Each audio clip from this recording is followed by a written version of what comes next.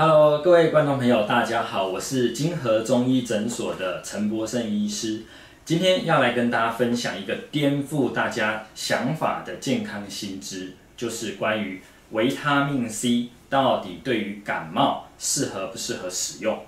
其实很多人都觉得维他命 C 很好，可能可以预防我们的感冒，或让我们感冒更快好。但是呢，最近有很多的这个病毒的感染，流感，像有 A 感。A 型、B 型流感，甚至大家可能有2次、3次确诊新冠，或者是呼吸道融合病毒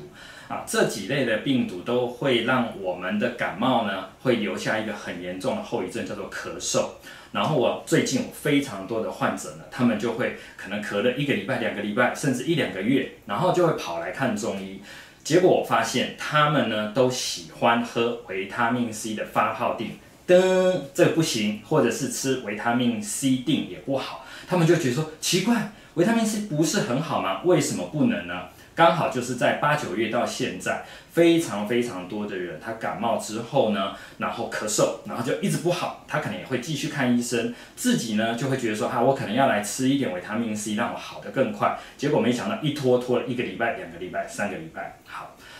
斩钉截铁跟大家说，就是如果你是后期感冒了，其他症状都没了，剩下咳嗽，千万不要再吃维他命 C 相关的一些这个发泡锭或维他命 C 锭，因为这样子的这个维他命 C 它过酸，它会刺激我们的喉咙，同时如果你每天不断的一直补充，也会让我们的胃酸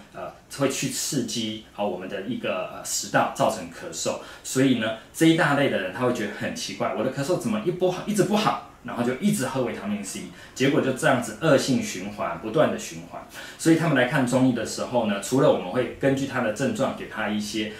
顾他的喉咙、修复他的这个呼吸道的黏膜以外呢，我都会问了一下，提醒说，你有没有在吃维他命 C 或喝维他命 C 发泡锭？我发现将近80%以上的这个民众都有这样的习惯，所以借由这个影片跟大家提醒，就是说，记得最近感冒的状况，在中后期就不要再碰维他命 C 相关的。等你身体状况都好了，如果你还要再使用或饮用，那是 OK 的，没有问题。好，给大家这个新观念，可能颠覆你的想象，但是你可以试看看哦。好，